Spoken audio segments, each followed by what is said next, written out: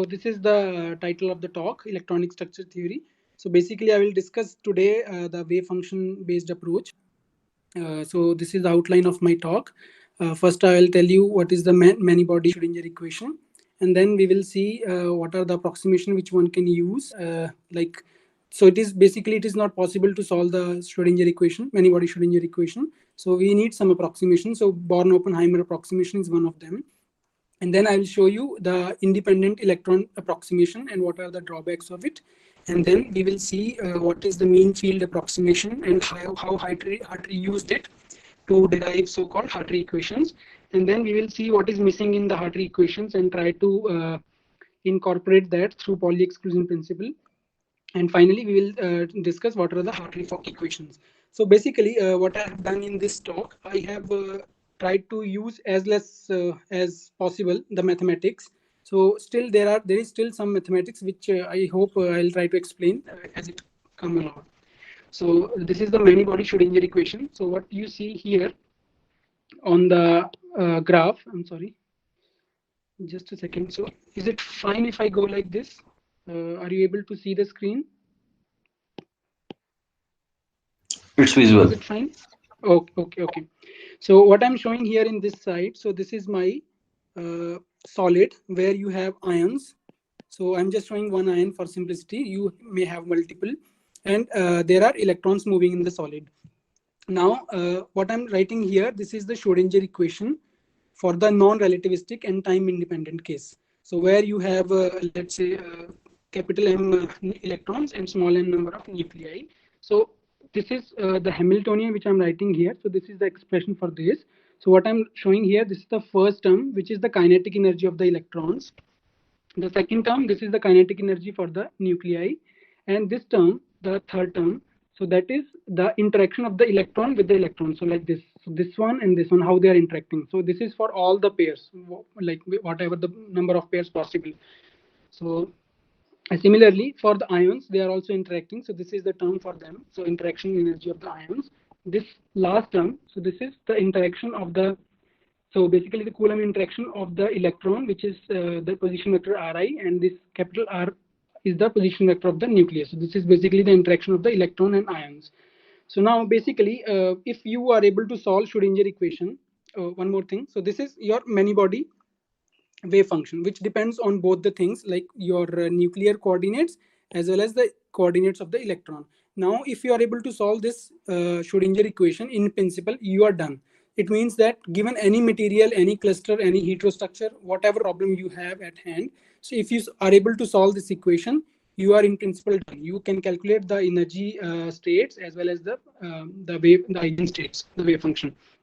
So the problem is that this is not a trivial task to solve this equation. So the reason being, so there are three non-local terms. So by non-local, what I mean is, so whenever there is a presence of other term. So for example, I am talking about the let's say ith electron.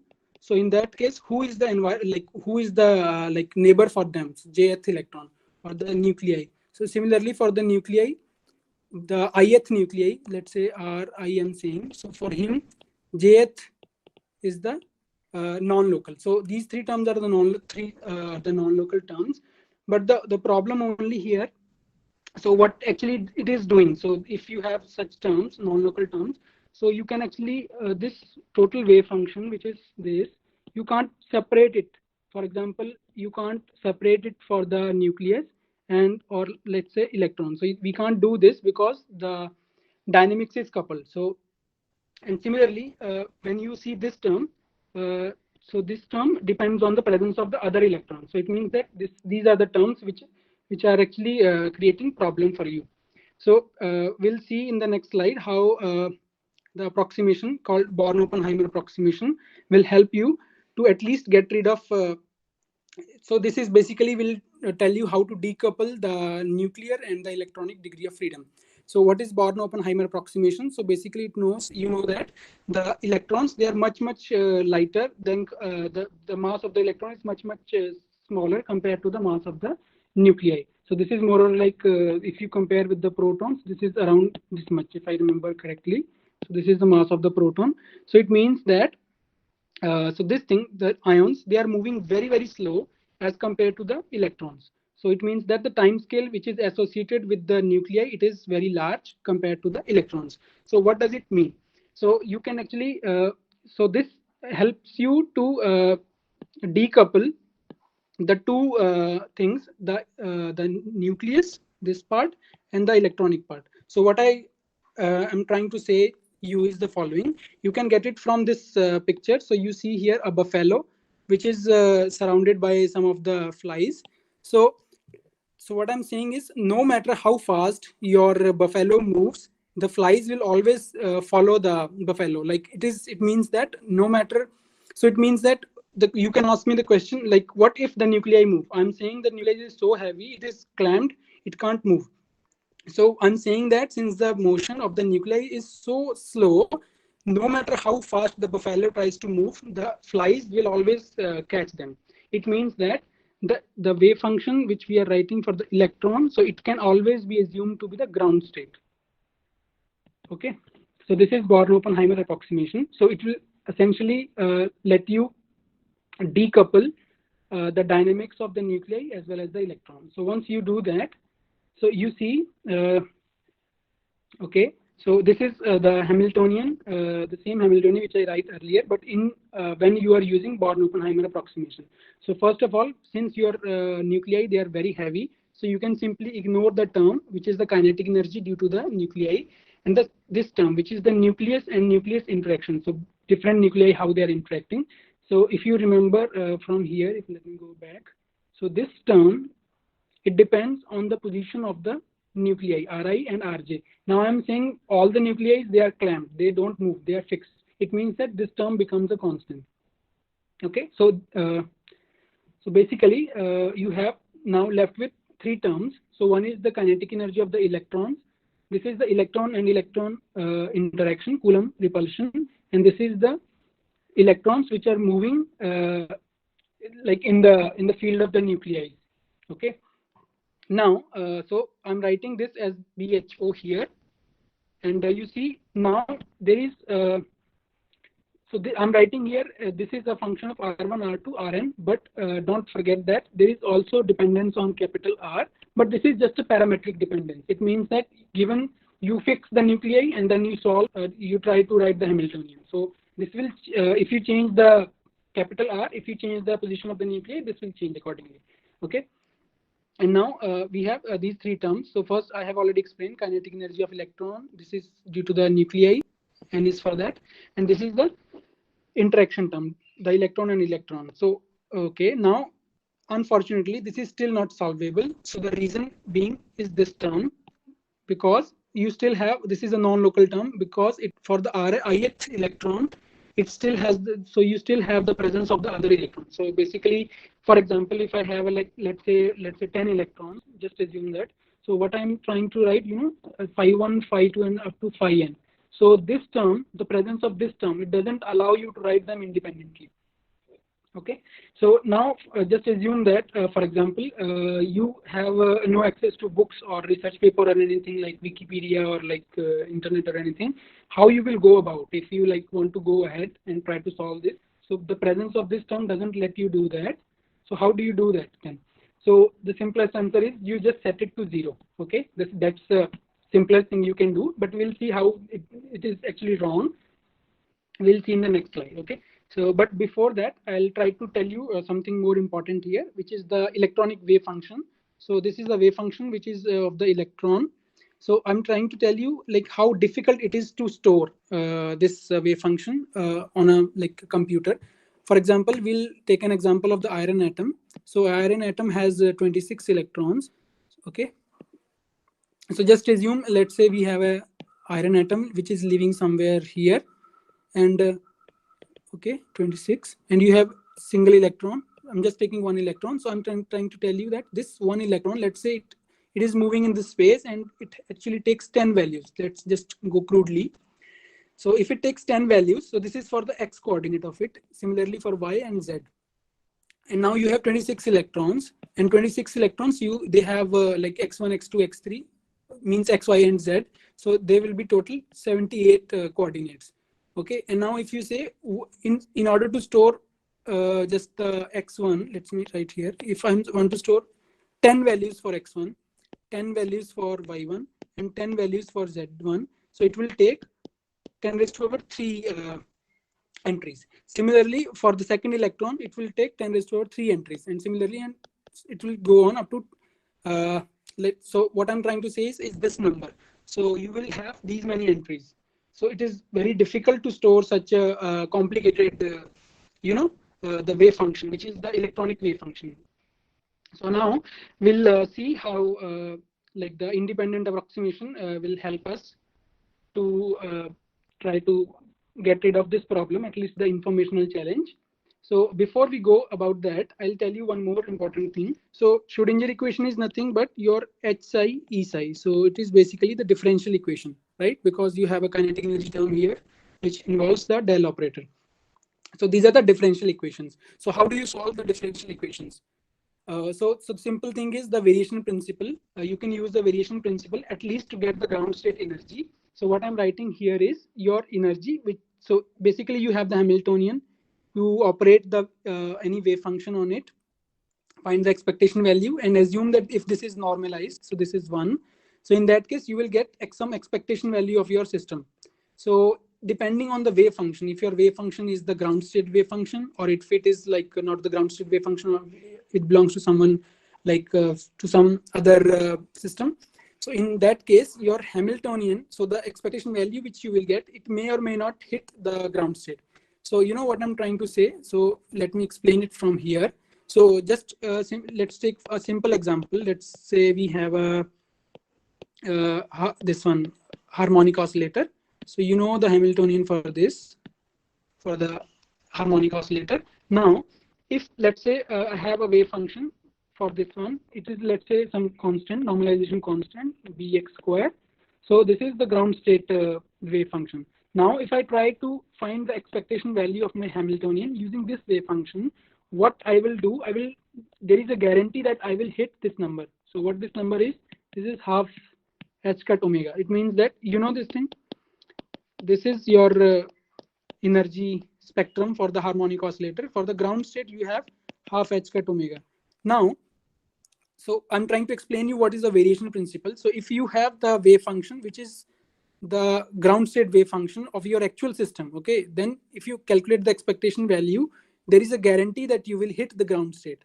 But for example, if let's say if I take some arbitrary something like this, which is, so there is no x square now, I'm just taking some x. So now if I calculate the expectation value of my Hamiltonian in this wave function, so now the energy that you will get, so let's say E prime, so this will always be greater than or equal to your ground state energy.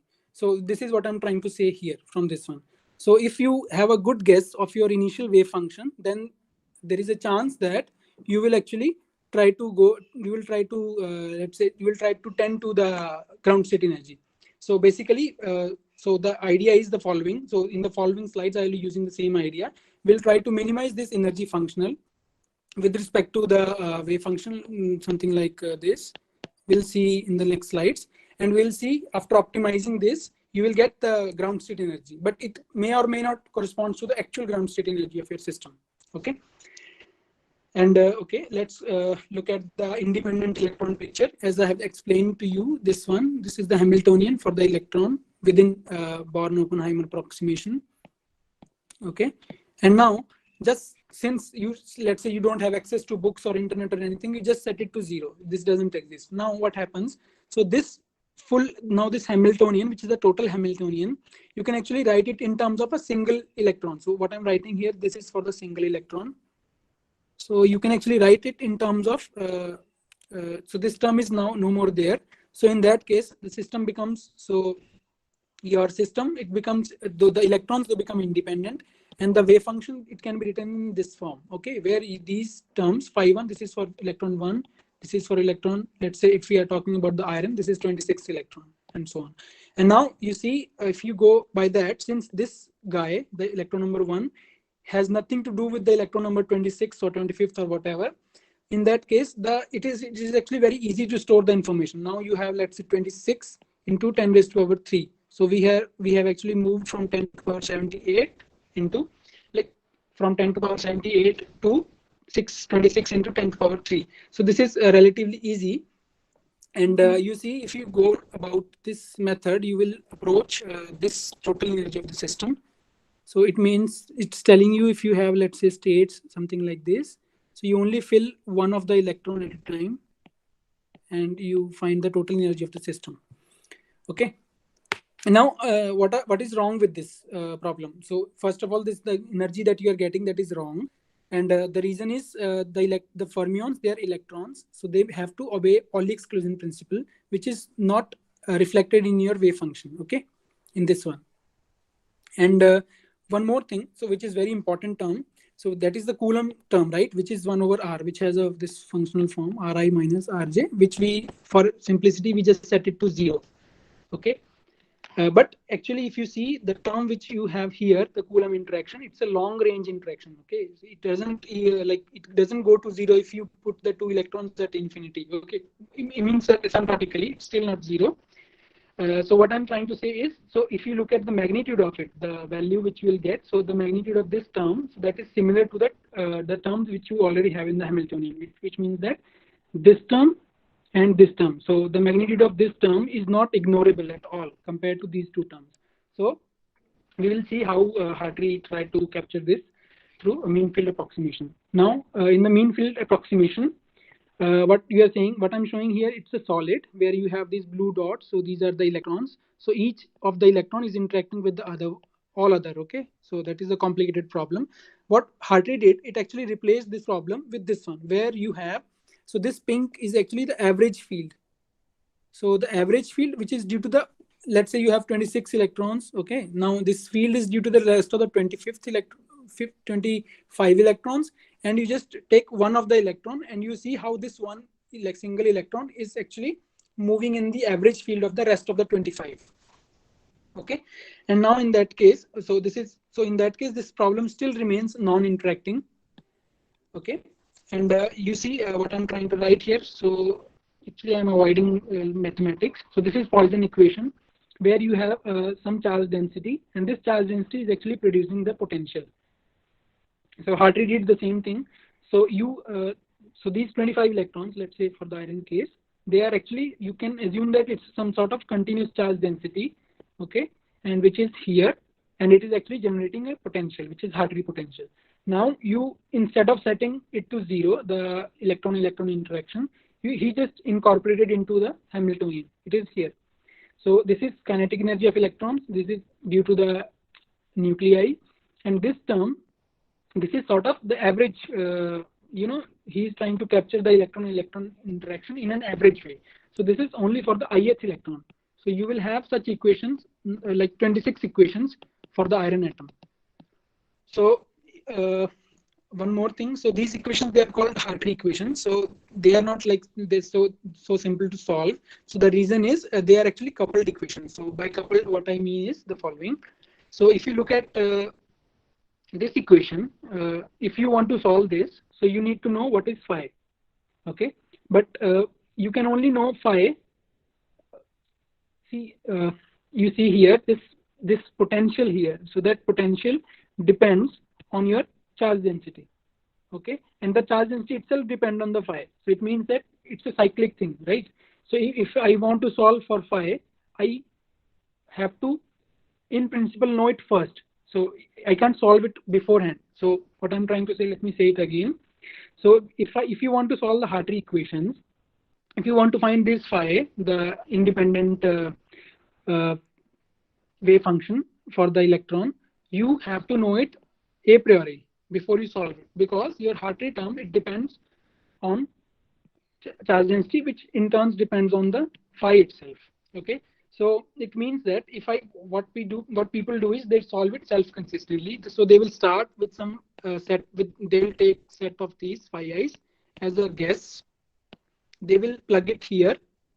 They will calculate the charge density, and then they will plug it here, solve the Poisson equation. They will calculate the Hartree term, and then they will plug it back here, and then they will try to solve. Now, then they will try to solve, and they will see. Now they will calculate this phi again. So these, let's say, they are the new phi terms, new phi single wave functions. So now, if these new set of wave functions, if they are equal to your initial guess, it means that the thing is your equations are self-consistent. Okay.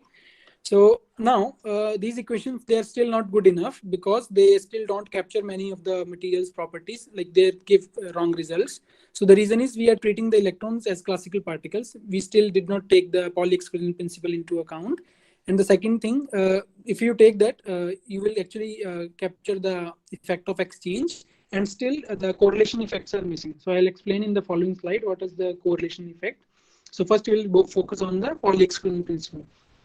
So Pauli exclusion principle, it says that no two electrons, they can't stay in the same state, right? If they have a parallel spin. Okay, this is not possible. You have to have like this. So what I'm showing here in this one, so I'm taking two electrons.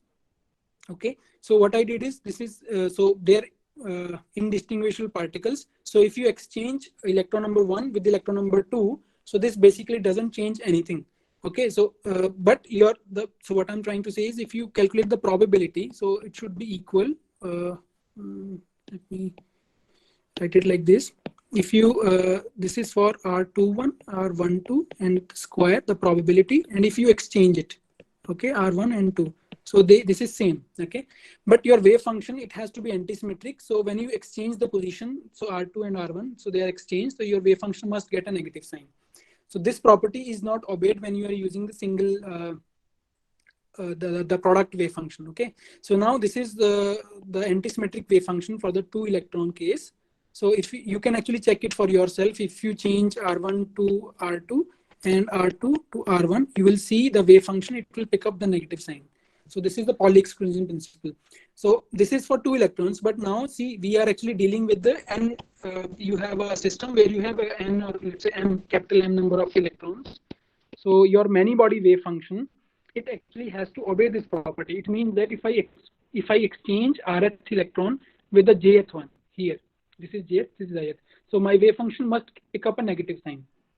Okay, so clearly you see here, if you exchange here, or let's say nth with the first electron, there is no negative sign coming here. So it means that this wave function is actually wrong. You cannot use it.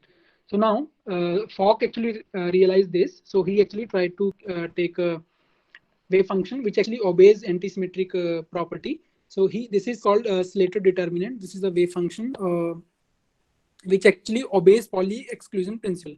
You can actually expand this whole thing and you can actually get this term. So you will see that if you exchange R1 and R2, you see here, it is actually getting a negative sign here. So if you normalize the thing, you will get this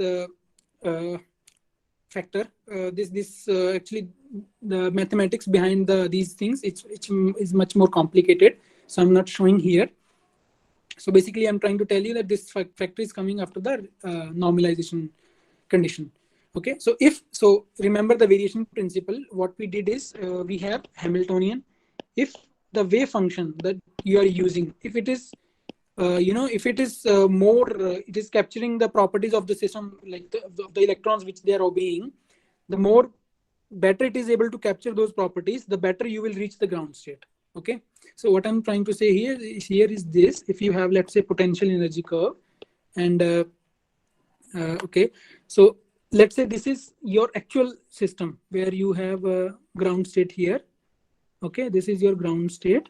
Now, if you are starting with the wave function, let's say the product wave function, which Hartree used, let's say psi Hartree, then he was able to only reach up here. So when you minimize this thing, he was only able to reach somewhere here. But when Fock used the, let's say, phi f, let me write this as phi f. So he used this thing. So he was actually able to reach somewhere more closer to here. Okay, he's still not able to reach the ground state, but he was still like more closer than before. Okay, so now we will see what are the Hartree-Fock equations. So this I have already told you that we are actually minimizing the energy functional. So this is your Hartree translated this thing. So if you do that, this is one. So this thing, then you minimize it with the functional, the single. So sorry, I'm saying something wrong. So if you minimize this energy with respect to your this one single wave function of the electron, so then put it to 0 and use this condition, then you will actually reach to these equations. These are called Hartree-Fock equations. So now you see there is an additional term here. So you have kinetic energy of electron, which earlier was there in Hartree equations. This was also present earlier. This term is slightly new. This is not exactly same as the Hartree equations. This is called Hartree potential, VH. It is denoted by. So what it has, if you remember from Hartree equations, when Hartree used this, so there what he did is he used. So I gave example of iron. So there were, let's say, 26 electrons. So this Hartree potential, it was written for the 25 electrons and the single electron which was moving in the average field of those. But here, if you see this one, this Hartree term in the Hartree-Fock equations, this is actually because of all the 26 electrons. So when you are writing the charge density, you are writing this is because of the all 26. So what happens because of that? It will actually get an error that is called a self-interaction error. So it means that the electron, let's say first one or the nth or ith, whatever you want to call it, it is interacting with itself. Okay, so this is what it is different from Hartree equation. So now if you see this term, this is exchange term.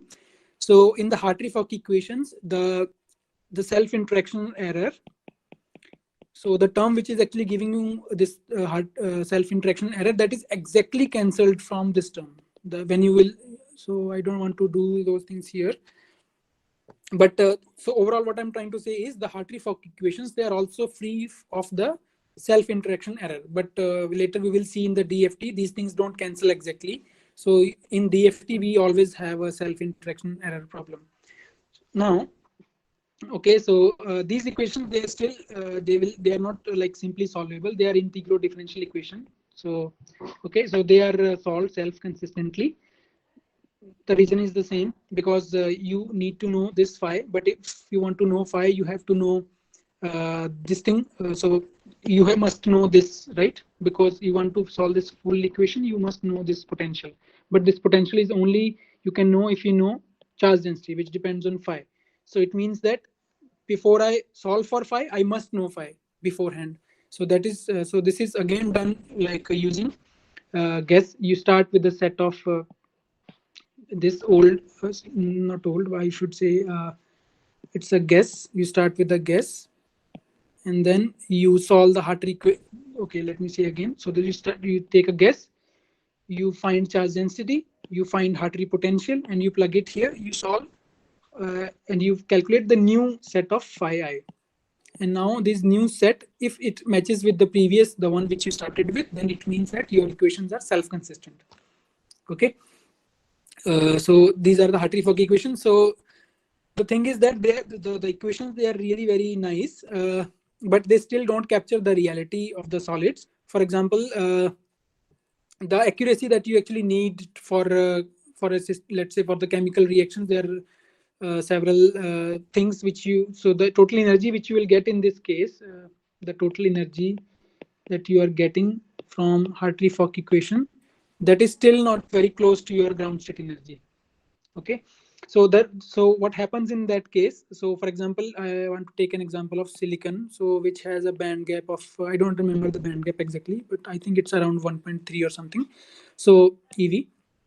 So when you apply Hartree-Fock equations for silicon, so you will see that it will predict the silicon to be something like around 6 EV of band gap, so which is wrong. So similarly, if you apply the Hartree-Fock equations and try to get the band structure for a metallic system, it will predict it to be a semiconductor, which is wrong. Okay, so the reason behind that is the correlation effects is missing. So what we have actually essentially able to capture here, because of the Pauli exclusion principle, we are able to capture the exchange principle.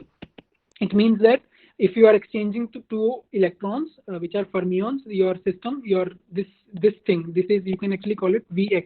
So it is able to capture that exchange energy. So it actually lowers your system usually. Okay. So we will see. So let me just briefly tell you what is correlation, and because we have to know it for the reason that we will see like how it matters. So see, okay, where electrons are moving. Let's say these are the nuclei. Now these are the electrons. see these electrons, their motion is not independent. If I move, if this one electron is moving, it will actually change the force between the, let's say this is ith one, this is jth one, this is kth one. If any of them moves, if the ith electron moves, it will actually change the force between this guy and this guy, right? So the motion is actually coupled. So the motion of electrons is actually correlated. So it must be captured. So this phenomena must be captured before you can actually go to the. So this is your, let's say, potential energy curve. So this is your ground state. So Hartree was somewhere here, and Hartree-Fock, let's say, reached somewhere here. This is Hartree-Fock, and we will see if you use density functional theory and you capture these correlation effects, and you will be able to reach even more closer to the ground state. But you still don't reach here because there are some reasons for that. We'll see tomorrow for those things. With this, you can actually, to prepare these slides, I have taken help from these books. So this is actually a very nice book. If you want to stay away from mathematics, you just want to like get the juice of DFT or the electronic structure, you just read this book. And similarly for this one, so the equations which I'm using, these are from this book. So I have not used some complicated equation which you will find in here in Ashcroft. With this, I'll